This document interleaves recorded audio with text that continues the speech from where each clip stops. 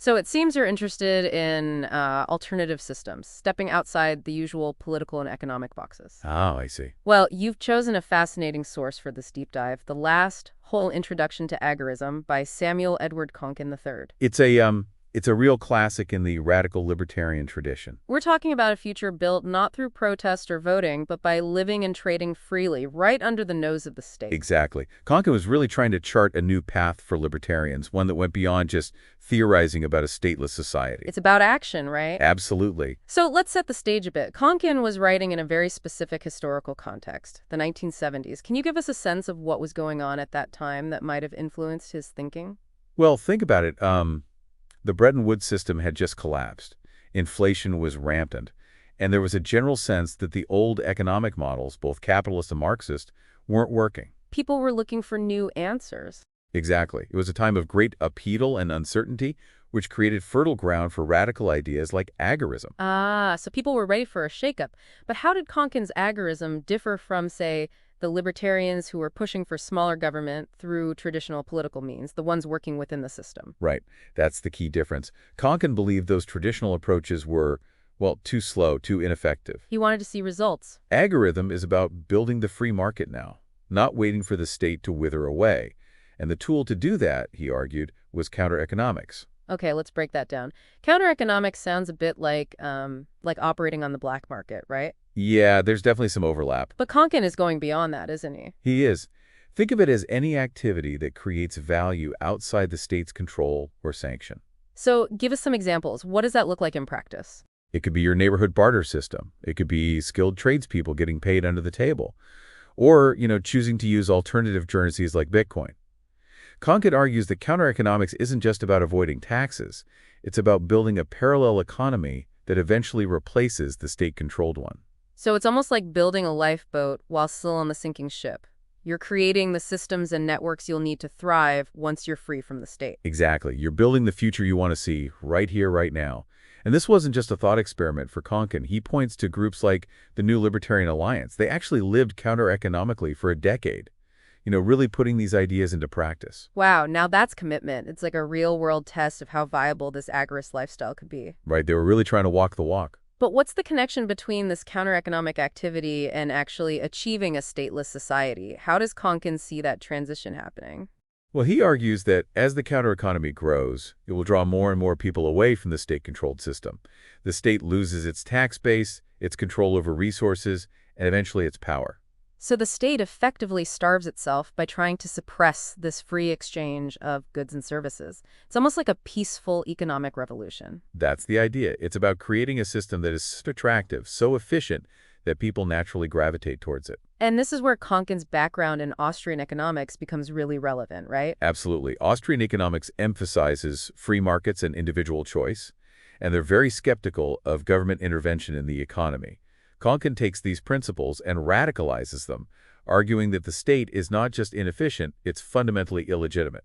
It's a pretty bold claim, but did Konkin see this happening on a global scale? I mean, did he believe agorism had potential to topple governments around the world? He did. He definitely did. He pointed to the collapse of the Soviet Union as evidence that counter-economic forces can undermine even the most powerful states. Wow, so Konkin saw agorism as a force that could reshape global politics. That's a pretty ambitious vision. Oh, he was definitely a big thinker, always thinking about the long game. But how did he see this movement spreading? I mean, we're talking about ideas that challenge the very foundations of our society. How do you get people to even consider something so radical? That's where things get really interesting. To see, Konkin saw the emergence of cyberspace as a total game changer for agorism. He believed that the internet could be a space where these ideas could flourish, free from the control of traditional media and institutions. That's fascinating. And remember, he's writing this in the mid-1990s, long before social media or even widespread internet access. So he was way ahead of his time. It's almost pathetic considering how much the internet has facilitated the growth of alternative economies and decentralized movements in the decades since.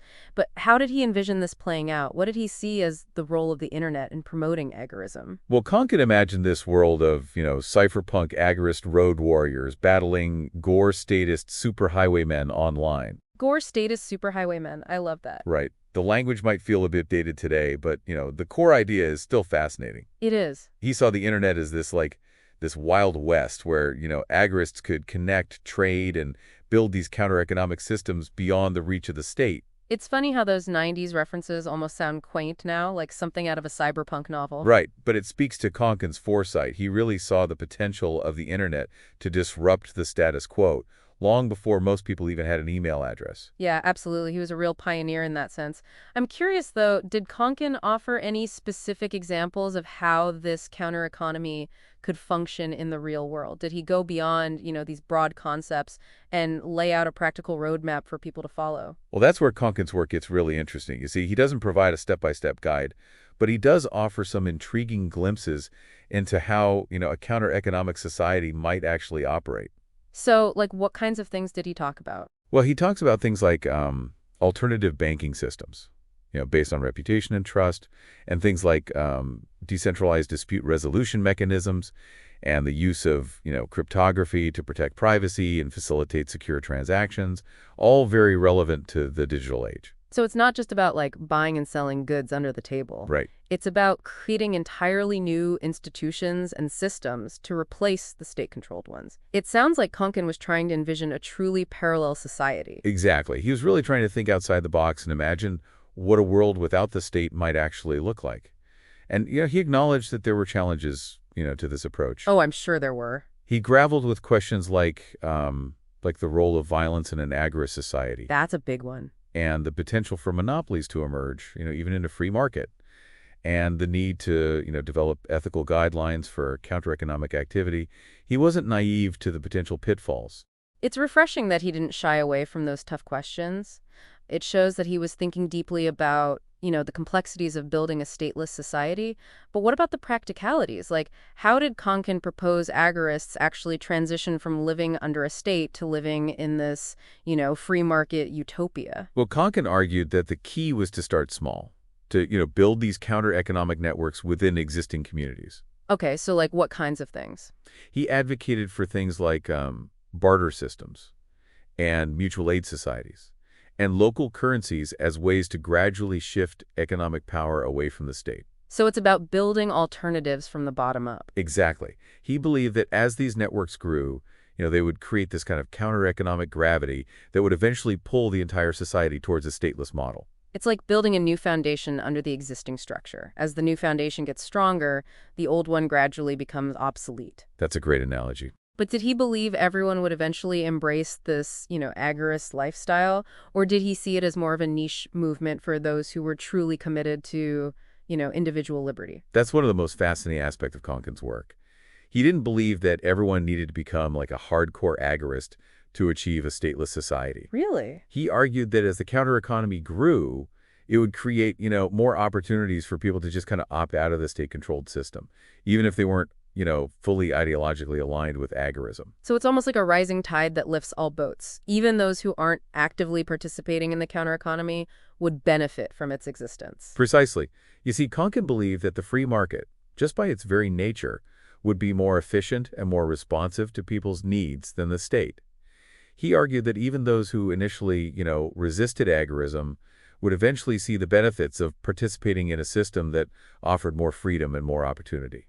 This is a better way of doing things. So it's less about convincing everyone to become an anarchist and more about creating a system so attractive that people naturally gravitate towards it, almost like building a better mousetrap. That's a great analogy. And it's important to note that, Konkin wasn't advocating for some kind of, utopia. Right. He recognized that even a stateless society would have, its challenges and its conflicts. Sure.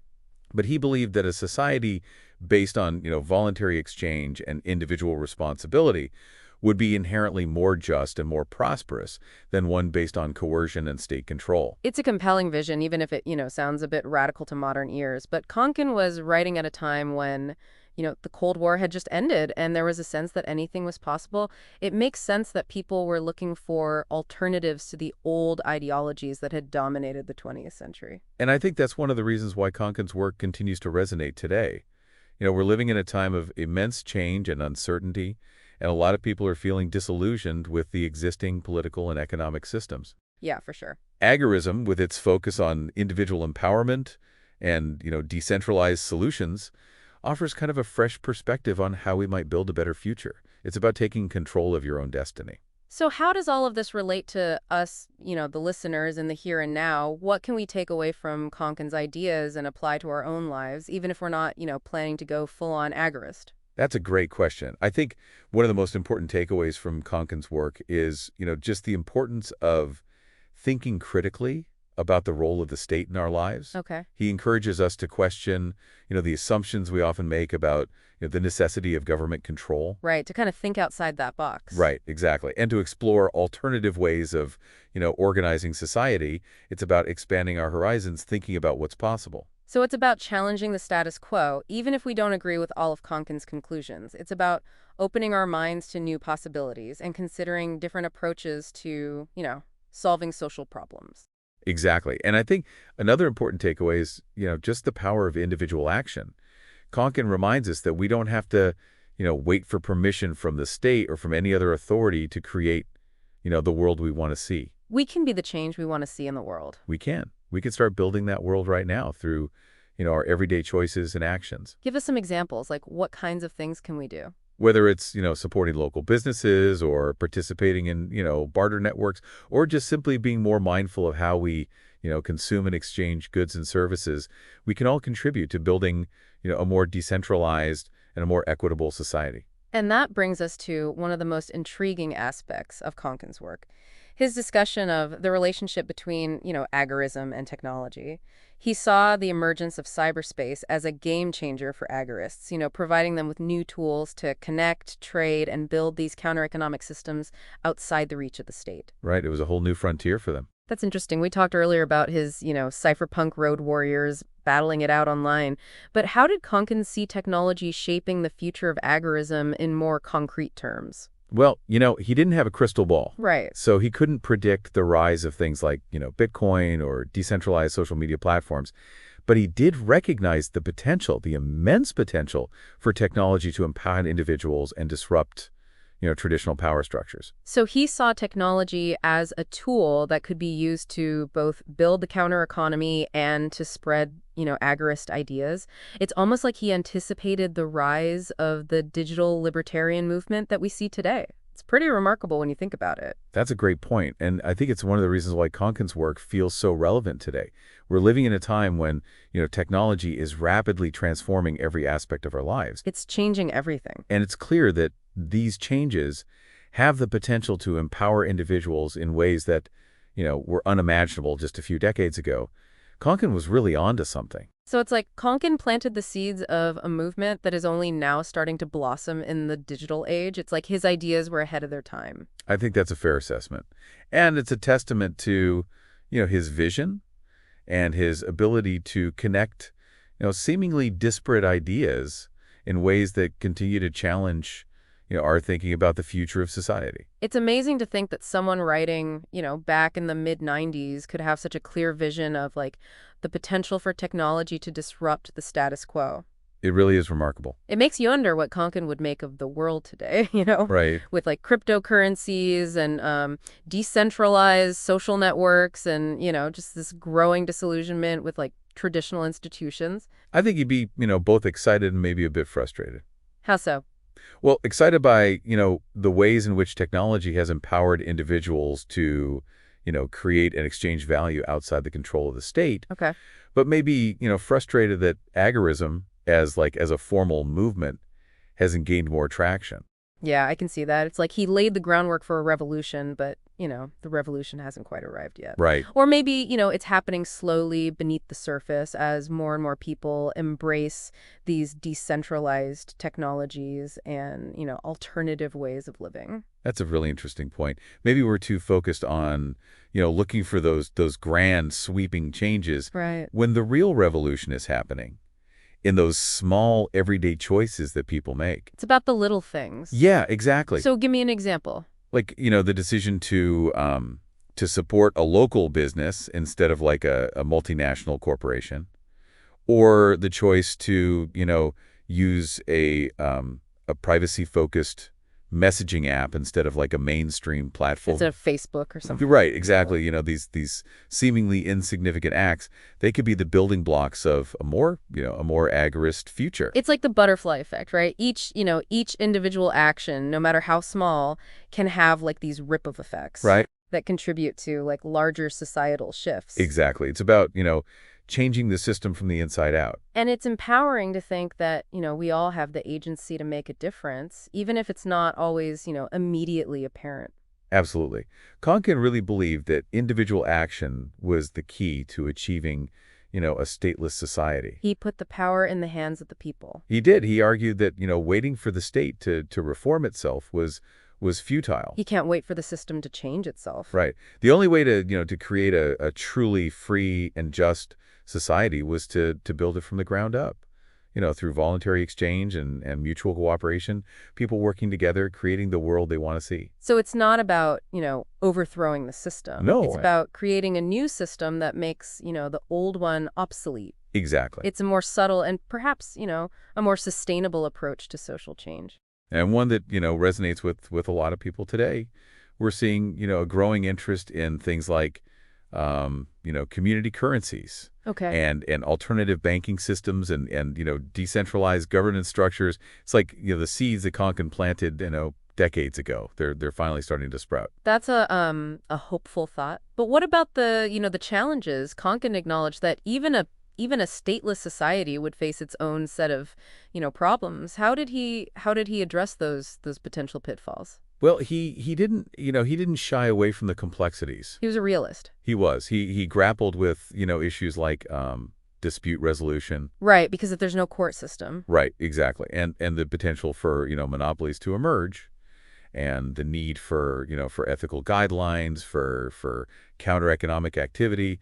He believed that a truly free society would require, constant vigilance. Okay. And a willingness to adapt to changing circumstances. So it's not about, creating a perfect utopia. It's about, creating a system that is more resilient, right, more adaptable, and, more responsive to the needs of individuals. Exactly. And that requires, ongoing dialogue and experimentation. Right. And a willingness to learn from our mistakes. It's a process, not a destination. That's a great way to put it. And it brings us back to the core message of agorism, the belief that individuals, have the power to shape their own destiny, to create a better future for themselves and their communities. And Konkin's work, serves as a reminder that this power doesn't come from, petitioning the state or waiting for, someone else to fix things. It comes from, taking action, from building, alternative systems, and from, living in accordance with our values. So as we wrap up this deep dive into agorism, what's the one key takeaway you want our listener to walk away with? What's the one thing you want them to remember? That's a tough one. It's a big question, I know. But I think it would be this. The future is not predetermined. It's something we create through, our choices and actions. We're not just along for the ride. We're not.